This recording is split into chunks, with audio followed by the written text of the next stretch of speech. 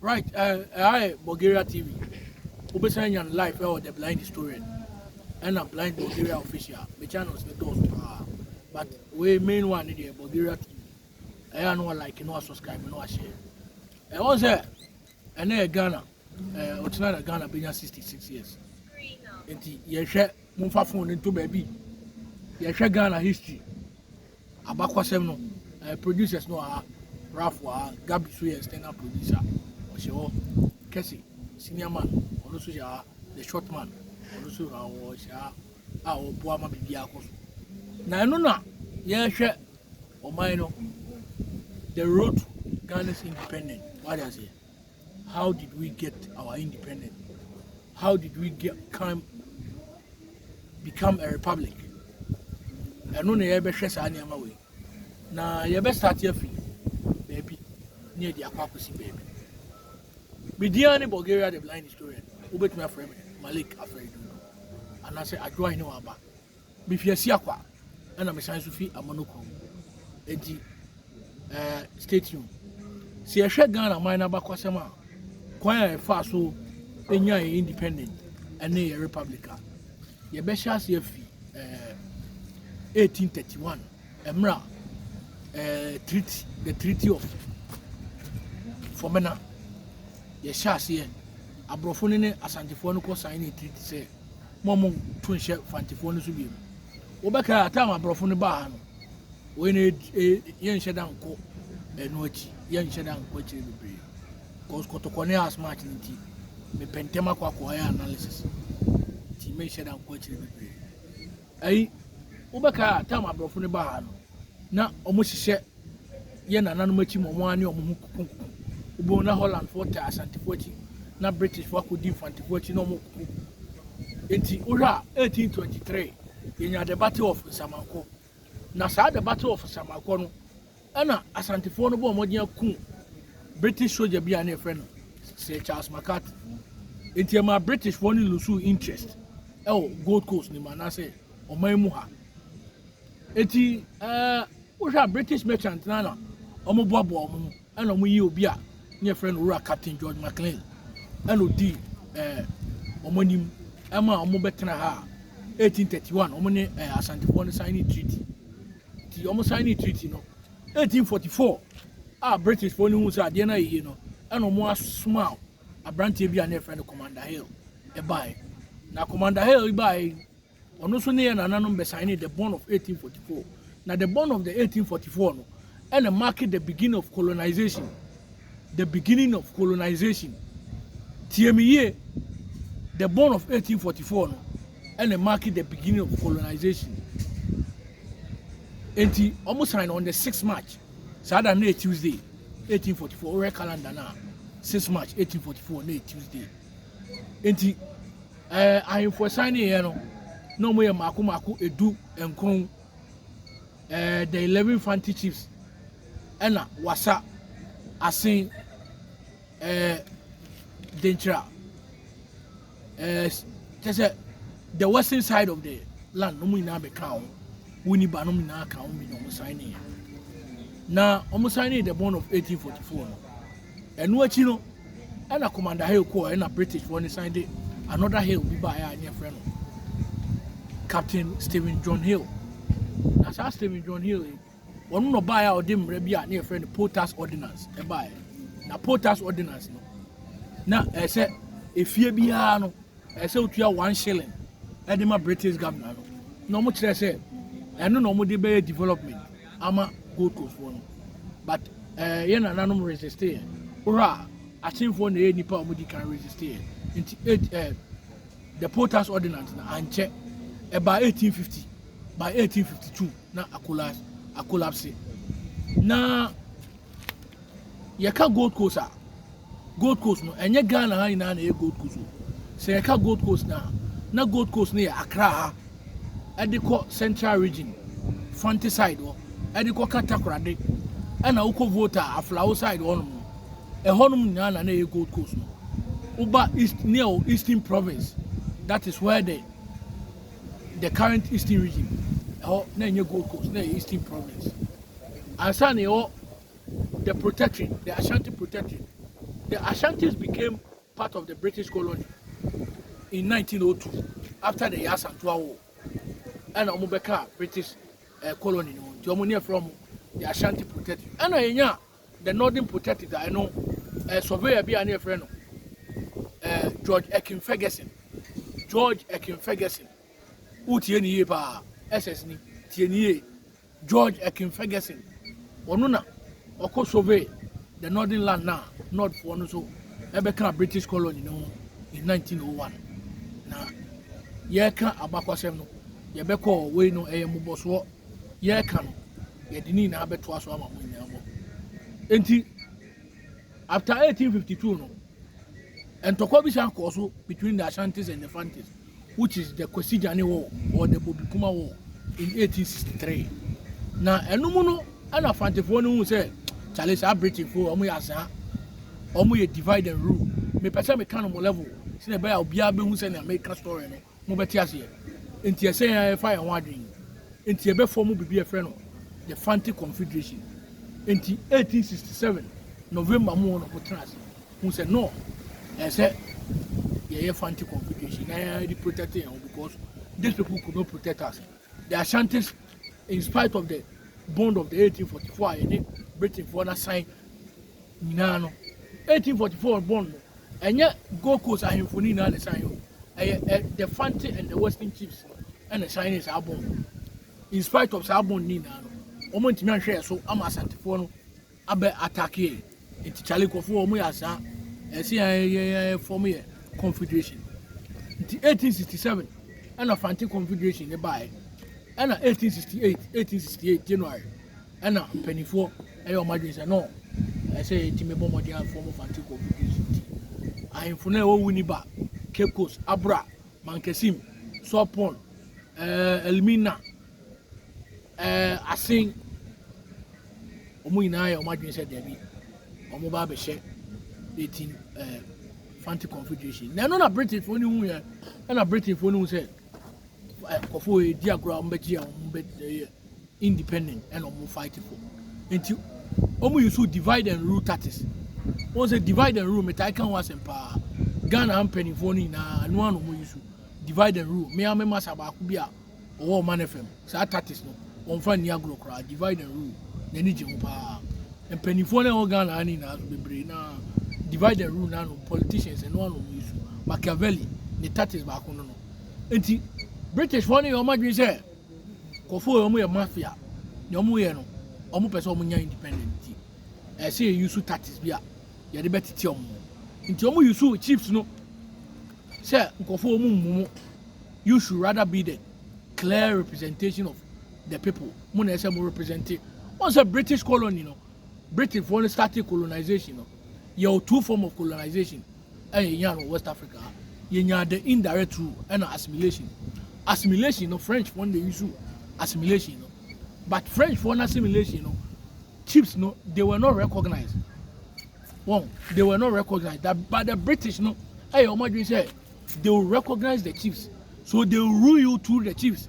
And think Omuma commander, command no man, Omo the chiefs na chiefs at the command na bremo. Sine be enko say. Yen Yama command, but we command if you want chips or in 10 years, indirect rule, the indirect rule system. And no Nipa or profane, Sadia near friend Lord Lugard. Lord Lugard. He was a governor in Nigeria between 1902. Lord Lugard. Or no, this are divide and rule tactics, no. Ebai. And also the indirect rule. Eti, they succeeded by arresting the Fanti elite. Enti, Ama Fanti Confederation, and to me, understand it. In the year 1873, 1874, Satana Santina no near friend Nana Kofi Kakari, Britain for the Sanya Santifono Kuntokwa, Nasantokwa we near friend, Sir Garnet Wesley War. If a British soldier no deep Ntokwa and near friend, Sir Garnet Wesley, Sir Garnet Wesley, Sir Garnet Wesley, Sir Garnet Wesley. Na enam sir. Ye na nanom antimi amodini ye no e na mo fe no Sagranti war ne mum ni dian sansa de na ye Sir Garnet Wesley na ono na omukọ to sha asantefo so attack Ashanti Kingdom no ema Asante na no wo ane frɛ no Nana Kofi Kakari edwane a yɛn hu baabi ofae enti British no attack Asante fo no na enumu ana in the year 1896 omo be fa Asante na ne frɛ no Nana Prempeh the first ɛkɔ Seychelles na ɛno na yenya oba ne frɛ no oba hema ya Asanto a na ɔyɛ Dwoso hema ɔno no sorry sɛ dabi yɛntia hɔ ma kwasi kɔkɔ ɔno no yɛ asonani na ɔyɛ asonani yɛka asonafo yɛ nipa ɔmo yɛ akan ebusuaku a ɔmo akraboa ɛyɛ ɔwɔ kɔkɔ ɛna kwakwa labi me a mete yi me asonani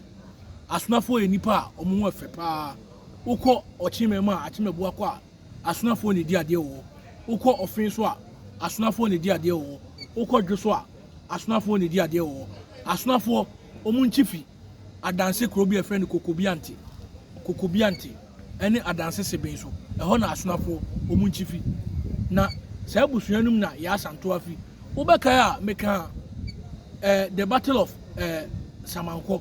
After the battle of Samanko no yenya the battle of Dodowa in the year 1826 and also Britain for ne Asante for ne ko na Achimebu akwafo no ekoboa British for no na satam na oba na ye ohima san ye ohene wɔ Achimebu akwa ne efrɛ no Nana Efiadokua na saa oba we no conquer a great warrior bi ano wɔ Asante mema ne efrɛ no Opoku Frede na saa ntokwa no na Asante hene ano wɔ ne efrɛ no Nana Osei Yaw Akoto a odikan otumfo Nana Osei Yaw Akoto a odikan ono no bedi Nana Osei Kwame Asibebo Nsuade saa ohene we emre so na the battle of Dodowa no ekoso anase the battle of Akatamanso no ekoso the battle of Akatamanso no ekoso in the year 1826 na enumu no na Asantefo no edi nkukuo omudi nkukuo omutua gold bi ni nyama bi ma British fo no na Asantefo no pese Achimebu akwafo no beboa mu na abrofo no tie ɛna ɔmo ne Achimebu akwafo no kodi nkumo no mo sɛ oh sɛ mo de yɛni mo a etien ne ma yenya edin yɛnhwɛ ma ne nsɛn no yɛni mo a na de na mo pese mo ko mo fa echi ɛna Ohima Dokua ka so dabi yɛni mo ayɔ nkofa ne de yɛnhwɛ ma ne nsɛn etien ne ma yenya the term ɔkyeman yɛnhwɛ ma ne nsɛn ɔkyeman yɛnhwɛ ma ne nsɛn tie yɛnhwɛ ma ne nsɛn no ɛyɛ nkitahudi a ɛkɔ between the people of Achimebu akwa and the British ɛna ma yenya edin ɔkyeman yɛnhwɛ ma ne nsɛn no na enu mu na mesambra sɛ Garnet Wesley war no so British for no conquer Asante for no in 1896 on befa Prempeh koe ɛna ɔmo san de ne ba 1925 ti yenya Obahima ya Asanto asɔre ɛma ya Asanto awo ɛno kɔ so between 1900 and 1901 nemom ɛntɔkwa no mu no Asante for na ne koyi ya Asanto amae on say before the me come asɛm a obi feel say bia me pam asɛm obi a ɔno sɔre sɛ ɔko ama ne man no ɔno ane nkɔfo ne koyi ne man ɛma British for ne chi no ɛde ne kɔ Seychelles obi nemom Nana Prempeh de ɔbae nemom ya Asanto ama nti Nana Prempeh bae no they didn't recognize him as an Asantehene but they recognized him as the Kumasi chief until 1935 Nana Osei Agyeman Prempeh the second ɔyɛ the current Otumfo Osetutu abɛbio ne wɔfa no ɛna ɔsan bɛka Asanteman bɔ mu a yɛnya Asanteman bi mu enti abakɔsɛm na ne eguso ka no enti yɛwura 1900 ne mu enti yɛnhwɛ nneɛma ɛkɔɔ so ɛwɔ Britain for any Ghana for them enti in the 1916 yɛbɛnya the Clifford Constitution the first major constitution in the Gold Coast yɛbɛnya the Clifford Constitution in 1966 na yɛnhwɛ governors a ɛbɛdi Gold Coast ne so ansana yɛnya independent yɛnhwehwɛ bi Osha after George McLean, who was the first governor, no? Yenya Commander Hill, Yenya Major Stephen John Hill, Yenya Governor Richard Pine, Yenya Frederick Hudson, Ono no ko demande, Nimreso na ya Asanto awo no, ekoso. Nimreso na ya Asanto awo no koso a, na o demande se Asante emfa sika kokko ana golden stool no emra no. Yenya ono, and yenya Governor Clifford, and yenya Governor Sir Frederick Gordon Gorgesbeck, and yenya Sir Alan Barnes yenya Sir Gerard Cressy yenya Governor Lord Listowel binum keka ho, but these are the major governors yenya ya ansana yenya independent na me kai mo say we ye oman no Ghana abakosem independent as part of the 66th anniversary no and Bulgaria TV yes we had Ghana abakosem ebremu eya no like no subscribe no share enti in the 1900 no ye benya the Clifford Constitution in 1916 and no chi no and ye benya governor bi ane friend say Frederick Gorgesbeck or a Canadian British born onu hwe na or a Canadian by a one Britain man automatically he become a British citizen, but he is a Canadian. He's one of the best governor on my Gold Coast and Sana independent. He was a governor of the Gold Coast between 1919 and 1927. 1919 and 1927. 10 years, 1919 and 1927. Now, Anomuno, Anna, Gorgesbeck in 1925. Ye Clifford Constitution if you are Gorgesbeck Constitution by Nanu the elective principle say Ghana for depending on the property our ubetimi atoaba nti ye use universal adult suffrage and the DS ade na saa mre ne nkoso na before no ana Ghana for no omoni te kakra nti na saa time nationalism has started nemum your two type of nationalism. You're the proto-nationalism and you're the militant nationalism. The proto-nationalism and nationalism between 1917 and 1939. And the militant nationalism here from 1939 to independent. What's the difference? The proto-nationalism and the militant nationalism now. The proto-nationalism, they were using legitimate means. They were using things like speeches. And what's the proto-nationalism now? Yenya group be near from Aborigine Rights Society Protection. Aborigine Rights Society Protection. Aborigine Rights Society Protection. Kanamintie Aborigine Rights Society Protection.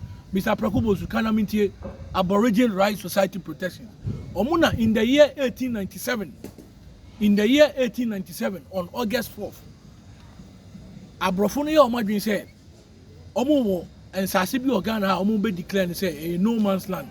Na sans asini na be queens there ebe queen ano at that time Queen Victoria ne there eno na sampani fo ye o madwe say emmaso nde na o man bia o Ghana ha bia no asase bia o Ghana ha bia no it belongs to the living, the generation yet unborn and the dead inti eni asase bia enye no man's land nti asase bia wa man mu aya the generation yet unborn, the living and the dead omodia na mpanifo bi say Jacob say John Mensah Saba nom omu ina Jacob was say omu di mu akote pa e o sa group yi lawyer John Mensah Saba ye de Mensah Saba ho atonu any opani Jacob was say ono no a rich merchant ono omu di mu akote pa na Aborigine Rights Society Protection na nya political party nemum na a nationalist or a political movement na omo throw letter e come the British Secretary of State no any friend Joseph Chamberlain Kanamintie Joseph on say o play bia your friend Alex Oslin Chamberlain wabo Arsenal da sisi akwa wo Liverpool meaning say na nane sa akwa we dia Joseph Chamberlain on no the Secretary of State at that time omo throw letter come no say ni and a British Parliament agitum menka mo say sadie we Aborigine Rights Society Protection for a boa Gold Coast because eno na the major problem so between British no South Africa onum and Zimbabwe in sase bebre before dia abrofo na gi eno na General Robert Mugabe obaya na all try say all gigi before sase dia mama abrofo ne hu say o enipa bone no because se kasa mbra na ma ene ye tena ho ye din a nka nei Ghana nka ye obabi wa nka wo Ghana ni untimi nko ka baby ti se cantonment ka Ghana ni untimi nko abrofo ne be fa say ye omudia ka baby ti se East Legon wo Ghana ni untimi ntena ho ka abrofo ne be fa say ye omudia enti sadie we a Aborigine Rights Society Protection for ye omu boy pa enti yɛbɛnya nationalist movement bi sɛ GWBC ɛne West African Student Union ɛna West African Youth Link a na Owura Isaac Theophilus Wallace Johnson nom ɛda no ɔmo nyinaa ɛbɛpɛ ɔmo dues na ɛnum no ɛna 1925 ɛhɔ na mɛwɔ yɛnya Gorgeous Best Constitution Gorgeous Best Constitution no Legislative Assembly wom Judiciary wom Executive Council wom ba ne nyinaa mu no na abibifoɔ no ɛnnɔɔso na abibifoɔ no ɛyɛ two pɛ ɛbi a executive no kwade na bibini bi anka ho the first time abibifoɔ call Executive Council no was in the year 1942 ɔkye here no 1943 ne yɛfrɛ no Nana Seforiata the first ne din pa de Aaron Eugene Boakye Dankwa ɔne Owura Lawyer Akukosa ɔbɛyɛ the first black chief justice of this country Kwame Nkrumah yi na di in 1963 ɔmo yɛ the first people ɔmo call Executive Council in 1942 na metoa so enti after Gorgeous Best Constitution no 1927 no governors bebree by na no more na woman agitation se koso in the year 1947 tienie April 17th and Owura bi ane friend George Alfred Grant satam na Owura JB Dankwa Owura JB Dankwa ono na GWBC no dimu akotipa nti Owura J.E. Kisleyford no dano owu in the year 1930 no JB Dankwa be take over ono be form group bia near friend the Gold Coast Youth Link nti wohwe between 1930 and 1950 JB Dankwa or dominate your politics mu Gold Coast anum ye and menka mo say JB Dankwa na convince Asanteman to be part of this Ghana the new nation Ghana JB Dankwa and the kohun Nana Seforiata my prempe the second and then the Kasai to join Ghana because we Asante de na nkomo per federal state senko bia nya ne man nanka yenya one governor na nemum obia nya ne man na Asante de per federal state JB Dankwa ya yenyi na ya okowu prison ya ono no convince Asante to be part to join the new nation Ghana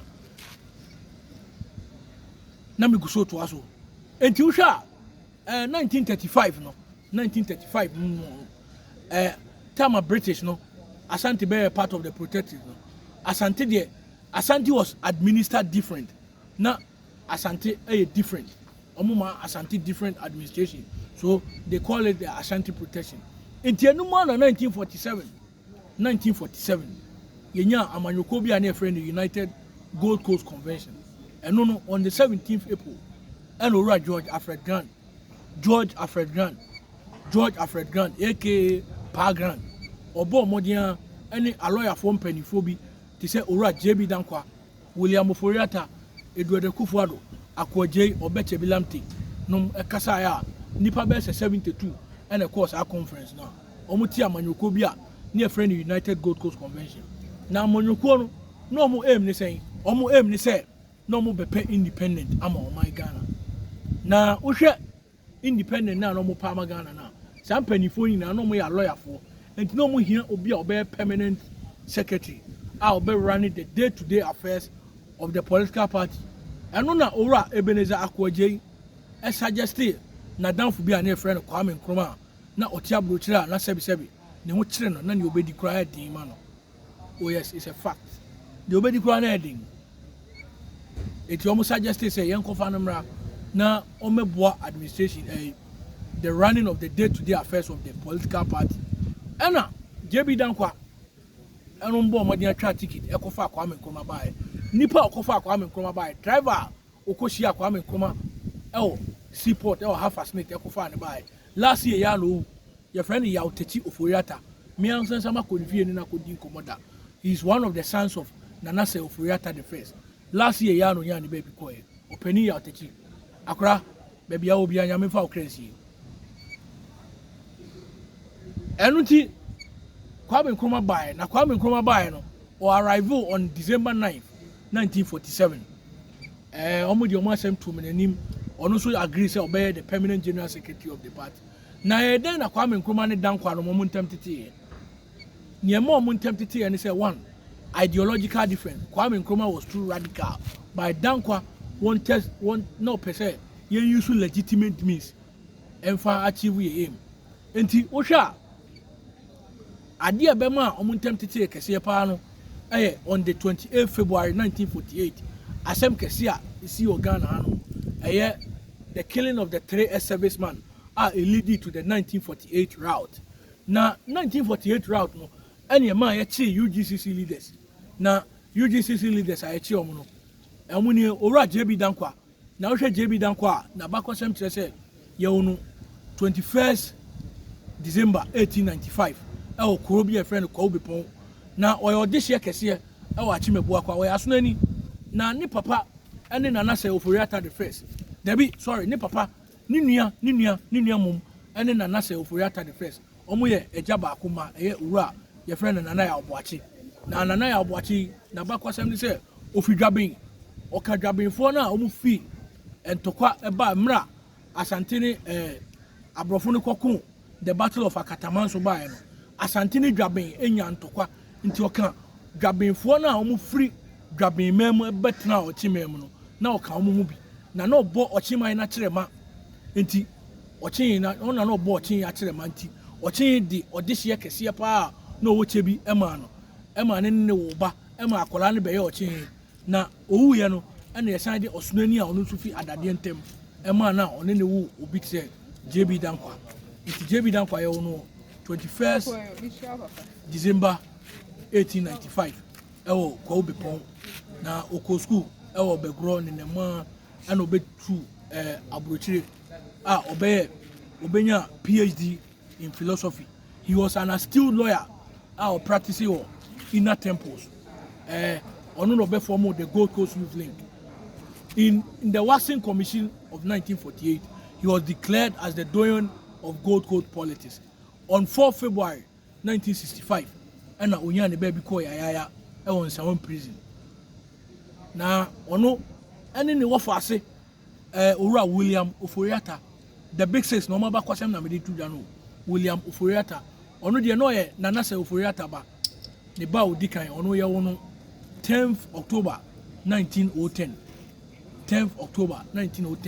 ene ye wono ne maame e de abena benewa ohene ba abena benewa na JB Dankwa so na ne maame de Lydia Ekua akoma Krantema na William Oforiatta ono so was an astute lawyer in 1979 or contested for election Ghana on the ticket of United National Convention.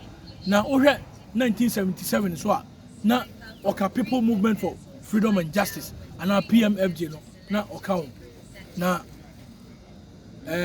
oni Owura Edward Ekufuado ono ne ba any the current president of this country Nana Addo Dankwa Ekufuado enti hwe mpanifo miensen a wo mu ina related to Nana Addo Dankwa Ekufuado hwe a JB Dankwa Nana Addo Dankwa Ekufuado ne maame ne wofani mpompa na hwe Owura William Oforiatta ono so ye Nana Addo ne maame ne nua bema ni mpompa na hwe Owura Edward Ekufuado a ono so ye Nana Addo ne papa na ono so papa ye wono aye ohumomo boso me da na to so aduonu nsia afi apem ahankoro ni nsia 26 June 1906 and ya wo papa yi awofia kropon ono so oni nemu akọ achimota senior high school no koshia eye right friend Adelaide no ye ochi Nana se Oforiatta ba eye Mama Sylvia Adelaide yebu akua Ekufuado ono honum na okoshia no wohwa papa yi ono so ye lawyer senior lawyer ono so be lawyer kese pa. After the overthrow of Nkrumah in 1966, he became the Chief Justice of this country. Then, from 1970 to 1972, he became the ceremonial president of our land. Usha, Kitaunsa, Bosome de Tosu Duns on 17 July 1979, and also Onyane baby Koi, at the age of 73. Let us say, Owura Edward Ekufuado. Abakwasem no na brantie bi kan wa efre no Ebenezer Akwaje ono note kuro bi efre no eje kurom wukọ ufi osim ekọ begura okwan ne so ono your friend Ebenezer Akwaje ye ono 1916 ono so no a lawyer ono kofa Kwame Nkrumah bae ena yima no odakwe obeche bilanti ono so ne ba ena no ye oka ohwa election petition here in the course in 2012 yenya branch bi an friend Jake Otanka obeche bilanti ne papa ene sa yima no odakwe obeche bilanti no ono so no di UGCC ni makote pa ono na Kwame Nkrumah ema yesie na sie mu no yesie no obra wonwie ni na Kwame Nkrumah ni ama obeye ni bi no o ma yesie obi obra no wonwie sa papa we na meka na asem ena Kwame Nkrumah na account na sa nipa we ni ye arrest omo say they are the brave behind the 1948 route na enumu no ena ye release omo no omo take commission bi a ni e frɛ no waxing commission na waxing commission no omo frɛ sa nipa no mu nyina but Kwame Nkrumah de omo frɛ no nti enu achi no ena enya the Kusi committee omo edit the 1951 constitution no by the 1951 constitution ebema ya to aba no by enti eno na ma omo ntem tete ya on the 12th June 1941 the youth week of the UGCC and the COIO the committee of youth organization Kwame Nkrumah converted no into a political party the convention people's party na 1951 osha 1950 Kwame Nkrumah declare adebia na friend positive action ema abrofo no che Kwame Nkrumah tum nipa odi Kwame Nkrumah nim ye campaign man no na friend K Gbedema in 1951 election no osha CPP for the first major election in this country was the 1951 election CPP for nya 34 and UGC enya 2 seat and independent enya na me ba mun kai say JB Dankwa ono ani krom olusui ema ono ani wo faase na friend no Aaron Eugene Kofi Asante Oforiata ono na wini Achimebo Akwasi in 1951 Aaron Eugene Kofi Asante Oforiata ono yebeka na asem oye obeye the Speaker of Parliament between 1965 and 1966 he was also a Minister of Interior under the Kwame Nkrumah regime na enumu no ana 1954 eno so National Liberation Movement eno ye amanyoku anefi Asante Mantem eba ya na owura odan ye friend Ochiame Bafo Osayakoto eno so omo the 1954 constitution by na 1954 constitution there near friend Nkrumah constitution eti edidima ana Frederick Bond commission by ya omo be investigation as to say Ghana a unitary state and I say a federal state interne declare say Ghana a unitary state 1957 and Ghana enya independent nemom ye benya independent na me kai mo say yenya Clifford constitution in 1916 yenya the Gorgeous constitution in 1945 yenya the Benz constitution in 1946 yenya the Kusi constitution in 1951 and san yenya the Nkrumah constitution in 1954